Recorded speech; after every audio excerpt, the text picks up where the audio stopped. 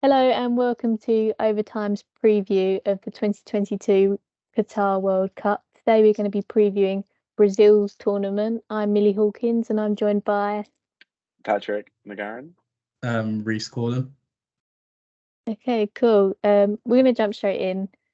We're going to talk about Brazil's squad. Now, Brazil on paper probably have the strongest squad in the competition. What names stand out to you? We've got a long list of top level players.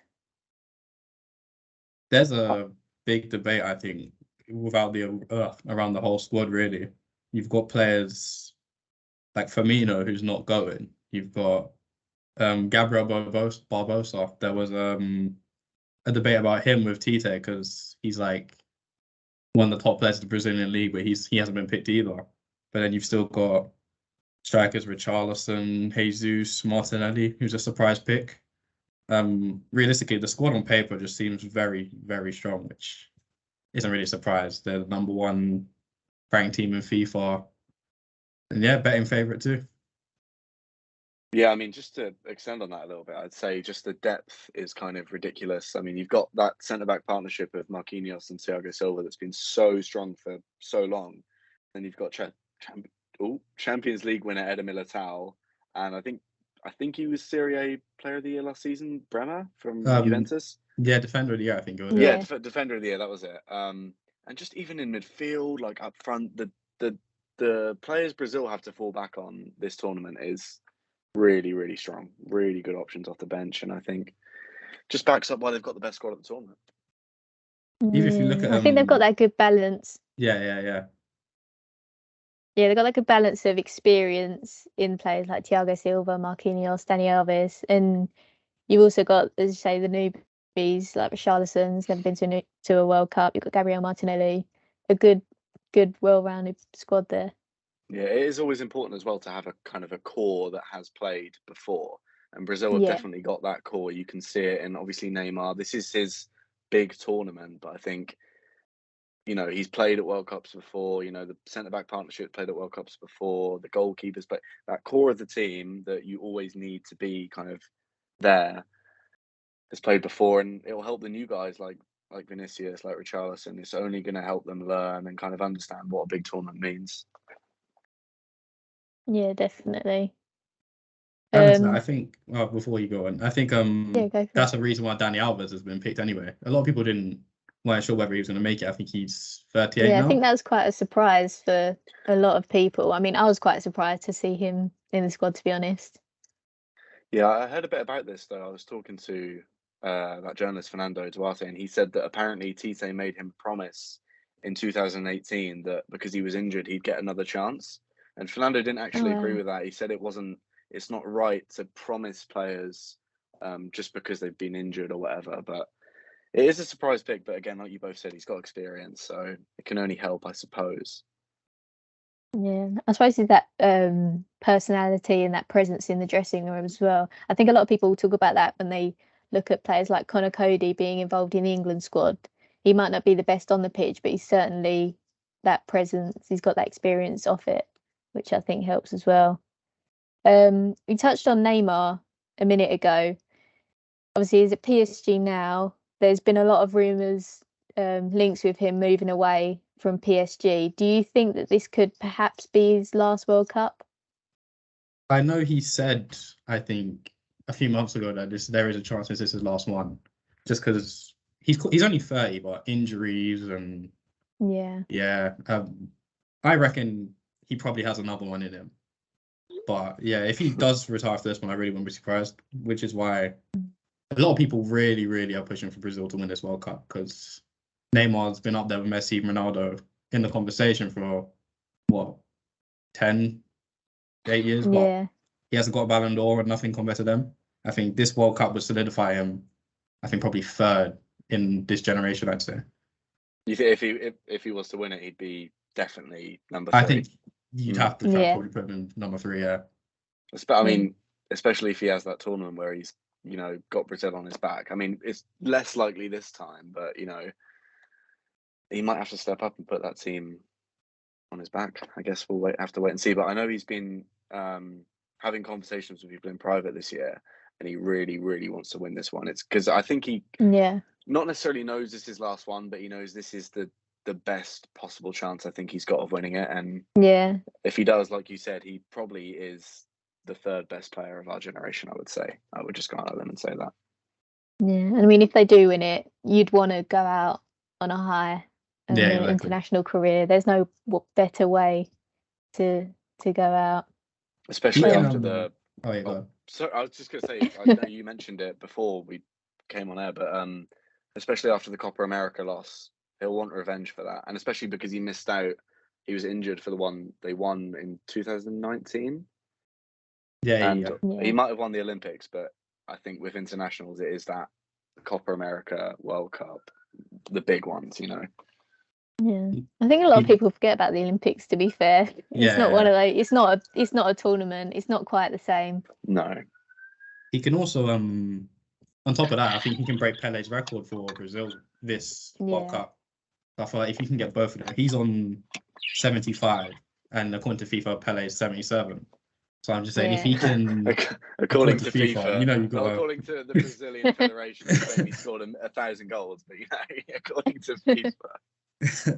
If he can bring that World Cup with him on top of that record, I feel like, he's going to be conversations, but not just top 3 this generation, but just Brazilian football in general. You'd have to talk him, put him up there. Yeah, definitely. He's definitely up there. Talking about a player who plays in a similar position to Neymar, Martinelli. His first World Cup. He's only been called up to the squad a few times before. What do you think about his inclusion? I'll start. I mean, I think he fully deserves it.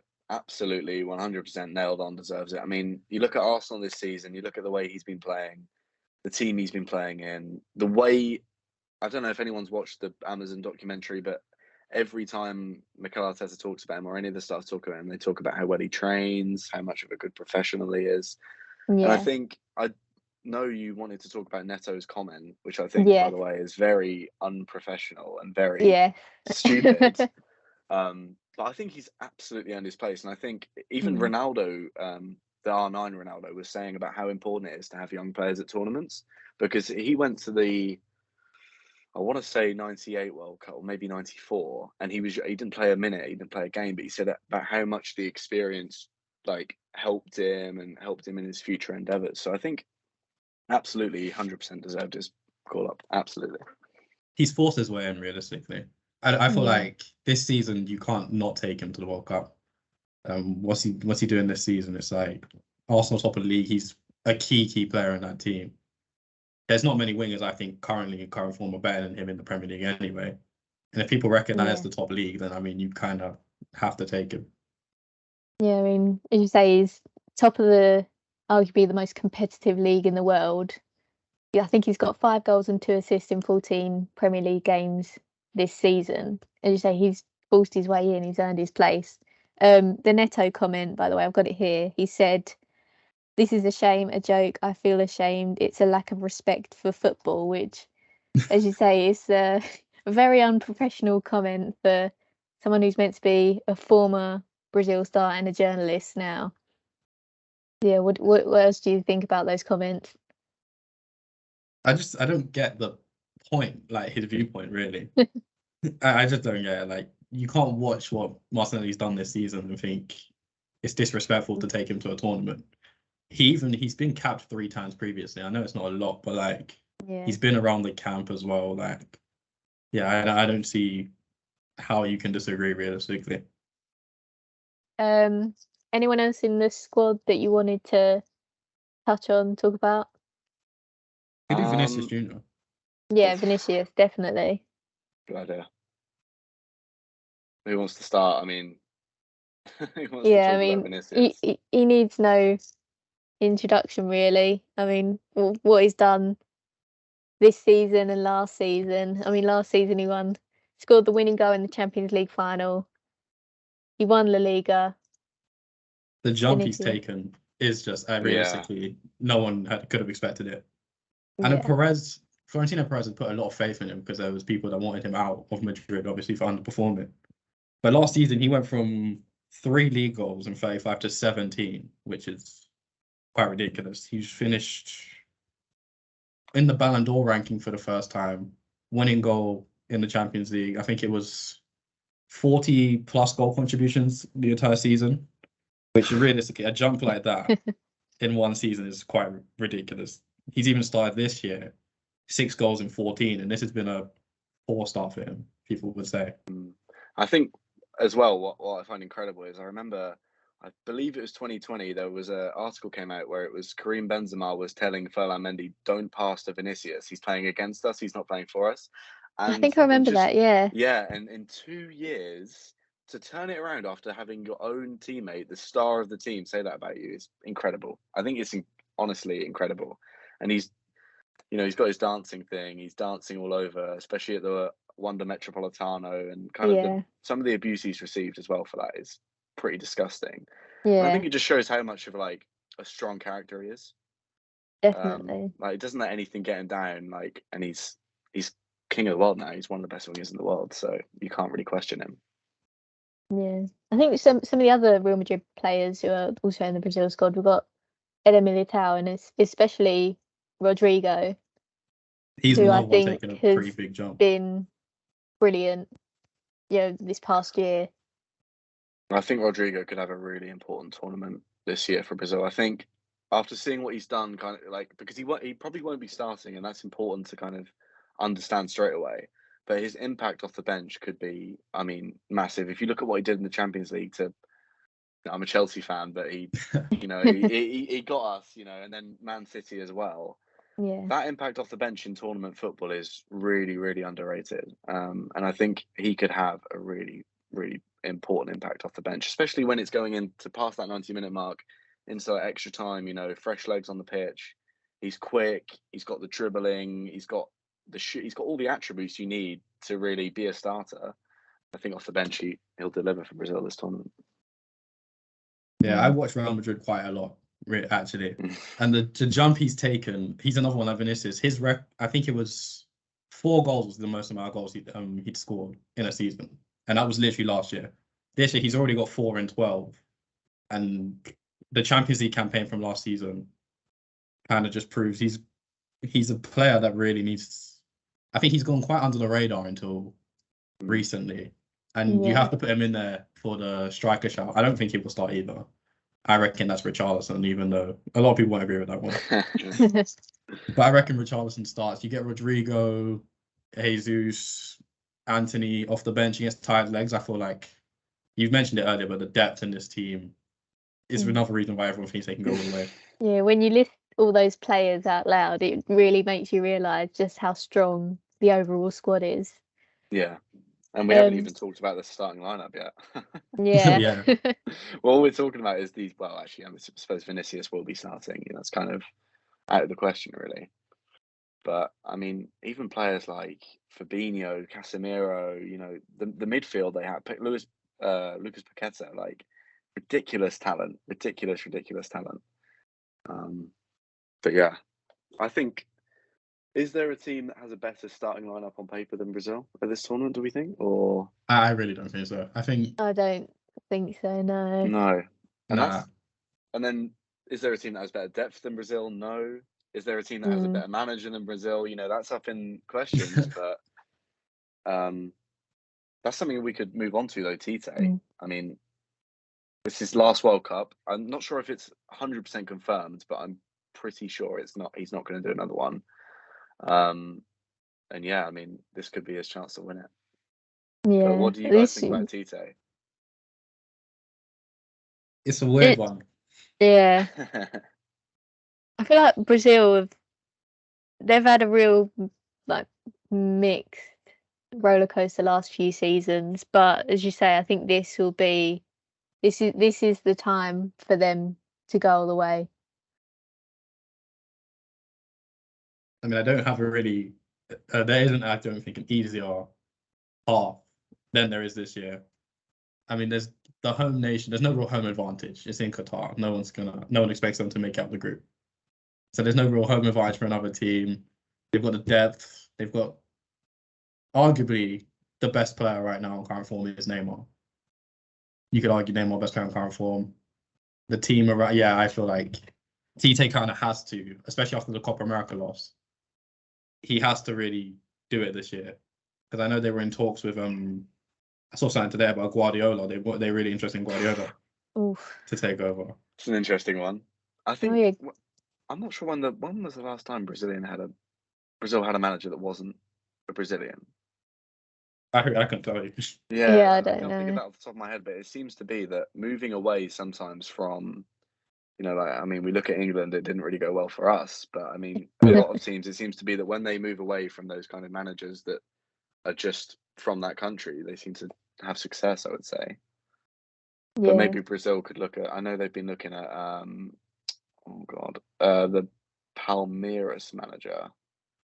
I'm not sure of his name, Abel Ferreira, who's Portuguese, but I know they've been looking at him, and also they've been looking at Renato Portaluppi, who is Gremio's manager, and Flamengo's Dorival Jr. So those are all kind of options going into the future of Brazil. But I think for this tournament, they've got to win it. Yeah, it'd be interesting to see who they go for, especially if they do win it, because that is the pinnacle of footballing achievement. So someone who can deliver something similar, not going to be easy to find. Quickly, whilst we're on the squad, I wanted to know your thoughts on how Brazil announced their squad, because it's very different to here in England. I kind of found this year, especially with the England squad announcement, it was really underwhelming, because we see all these leaks in the media. We pretty much know the squad before the announcement's even made. Whereas the Brazil, everyone finds out at the same time. There's no leaks. Everyone, I think it was like a TV broadcast or a radio broadcast that all the players were listening to. And you got all the great reaction videos with like Richarlison.